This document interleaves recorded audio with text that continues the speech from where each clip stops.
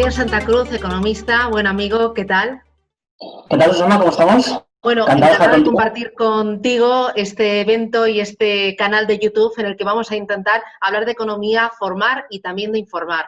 A mí me gustaría acercarme al futuro más cercano y hablar de las reformas que están por venir para intentar salir de esta recesión de caballo que nos está azotando y para intentar evitar pues, que el daño no sea estructural.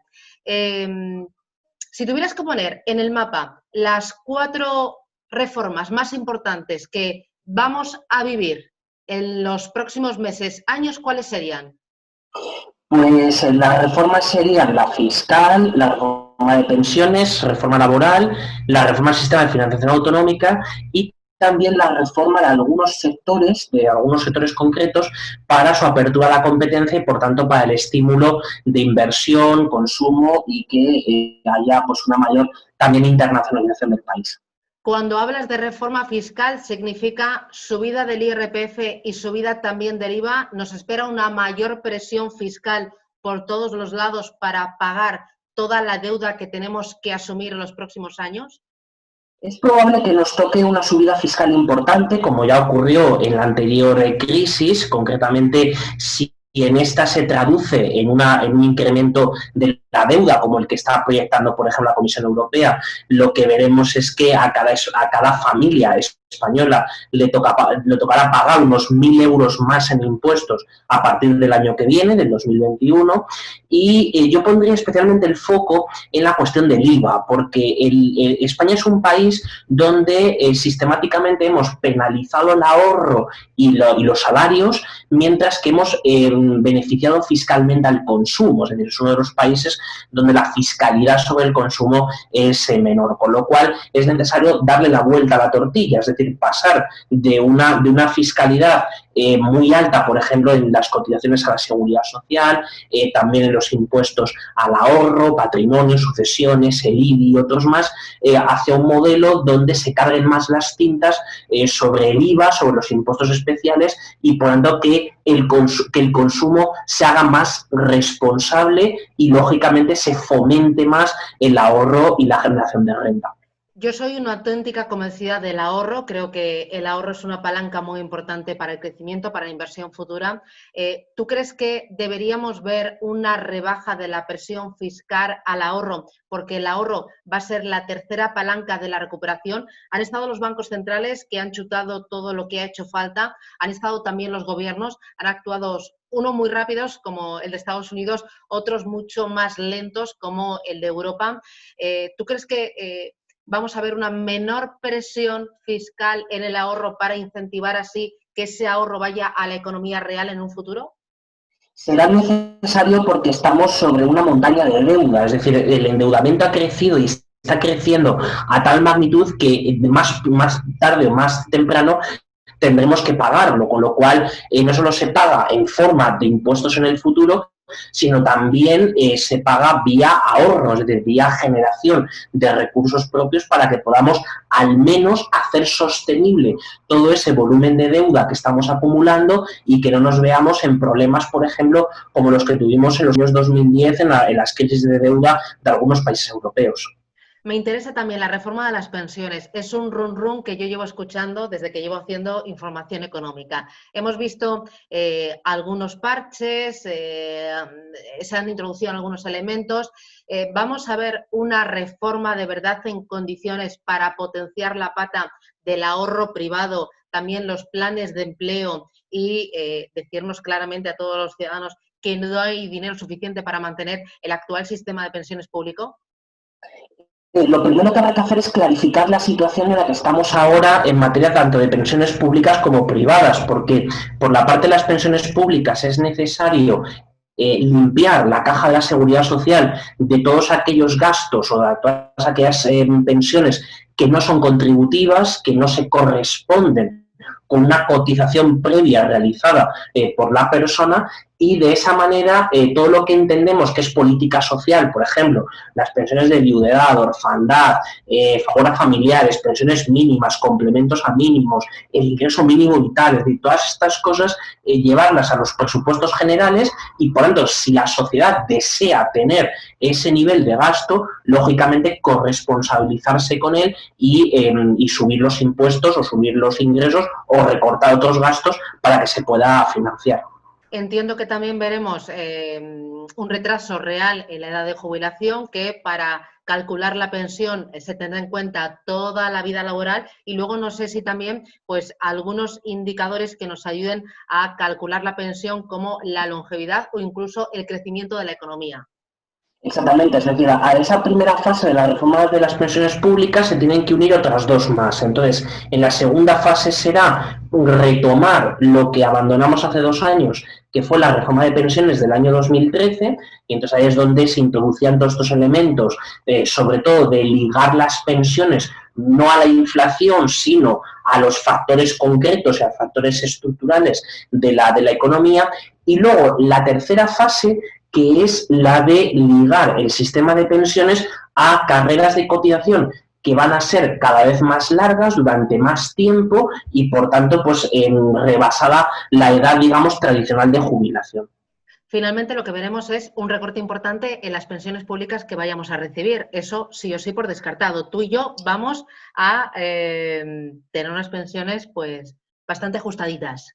Efectivamente, sobre todo serán por la vía de la relación con el último salario, ¿no? Esto que decimos de la tasa de reposición, pasaremos del 80% actual, pues iremos al 70, al 60, o sea, nos colocaremos, por ejemplo, al nivel de Alemania o de Francia, que dentro de unos años no están al 50%, el caso de Alemania. Pero para eso está la otra pata que tú comentabas al principio, que es la del ahorro previsional, es decir, el ahorro privado. Entonces, ahí hay una dificultad presente muy importante, que es hacer crecer el sistema, es decir, que haya muchas más gestoras, muchos más fondos, mucha más industria financiera que respalde y que haya ahorro para poder hacer esto, porque lo que ahorramos en planes de pensiones individuales apenas da para un año. Es decir, es muy poco.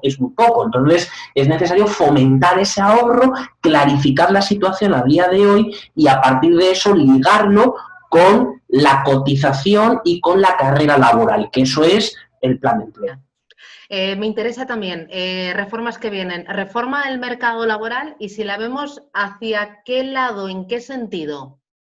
Pues la reforma del mercado laboral es terminar lo que se quedó a medias en el año 2012, sobre todo para intentar acabar con la precarización que se había dado en el empleo entre las personas que teniendo un contrato fijo trabajan o a tiempo completo o a tiempo parcial. Entonces hay muchas personas que suman contratos indefinidos, pero a tiempo parcial, es decir, de 2, 3 horas todos los días, ¿no? Entonces, esto es lo que tiene que atacar la propuesta que ya hace años se hizo, pero que ahora sigue estando en la filosofía europea, que es la del contrato único. Es decir, el poder generar un único sistema de contratación y, lógicamente, un único sistema de despido, y todo eso apoyado bajo una organización del trabajo totalmente distinta. Es decir, la crisis que hemos tenido evidentemente ha impulsado el teletrabajo, pero ese teletrabajo en un país como España, que el 99,7% de las empresas son pequeñas y microempresas, pues lógicamente tenemos que ver de qué manera se rompe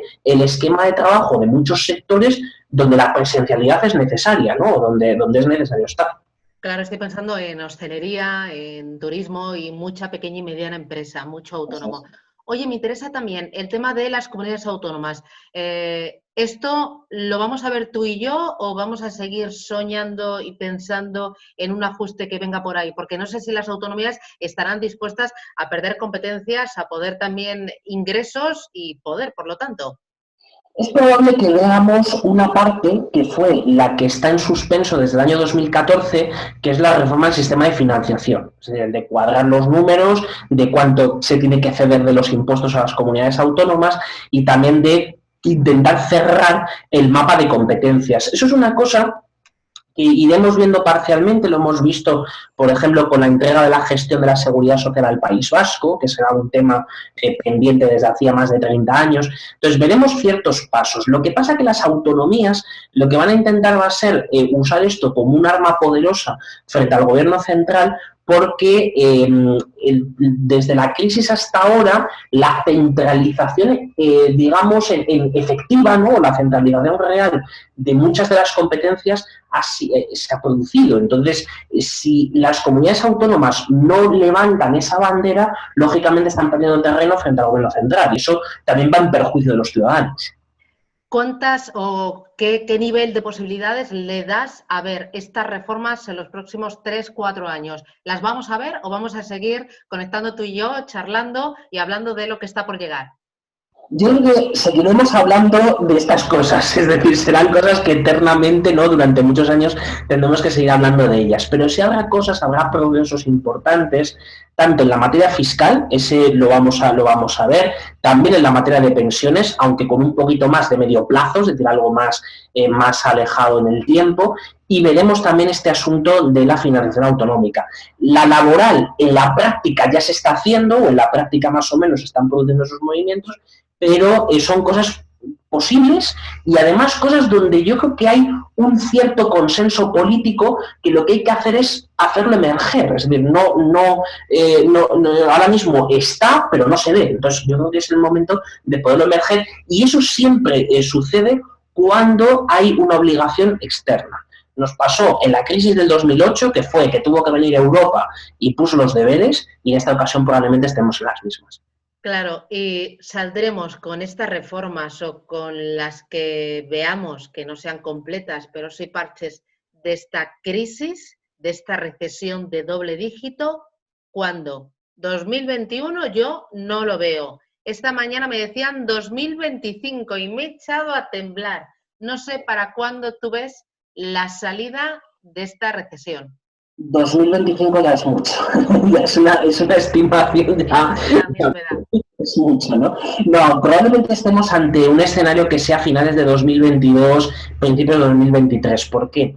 Porque el camino por el que optó España, que fue como el de Italia, que es el de un cierre total de las actividades no esenciales, la crisis, que era una crisis que podría haber sido más manejable, como está pasando en Alemania, se ha convertido en una crisis estructural. Y entonces, en los próximos meses, lo que veremos será cómo tendremos un respiro en el verano, vendrán un poco las cosas mejor en estos próximos meses, pero nos enfrentaremos a un otoño-invierno duro, y también a un 2021 que no va a ser nada fácil. Entonces, y sobre todo teniendo en cuenta que estas crisis son crisis mutantes, es decir, que hay un factor que no sabemos cuál es, que llega a un momento y entonces descabalga completamente todo el escenario. Entonces, eso que nos pasó en la anterior crisis del 2008 no lo podemos descartar en esta. Entonces, yo daría un plazo, sería un poco más generoso en el sentido de no ver una recuperación total hasta 2020, finales de 2022, pero mientras tanto que se hagan las cosas que estamos comentando. Pues Javier Santa Cruz, economista, amigo, muchísimas gracias por compartir con nosotros y conmigo estos pequeños minutos para intentar formar, educar e informar las reformas que están por venir. Gracias y un abrazo fuerte. Hasta pronto. Un abrazo, mil gracias. Adiós.